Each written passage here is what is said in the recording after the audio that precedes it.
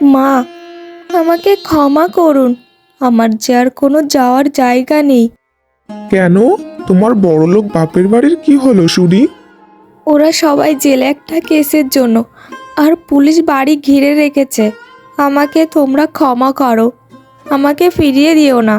তোমার এখানে কোনো জায়গা নেই, যেখানে খুশি চলে যাও। এই, এটা কি বলছিস রে তুই? বৌমা, তুমি ঘরে এসো, দরকার পড়লে তুই বেরিয়ে যা। মা বাবা, আমি তোমাদের সাথে কত খারাপ ব্যবহার করেছি, তবু তোমরা আমাকে কখনো ঘৃণা করনি। আমি ভীষণ পাপী। আরে আরে বৌমা, ওঠো, এসব কি করছো? না না বৌমা, এমন বলো না, তুমি তো আমাদের বাড়ির লক্ষ্মী।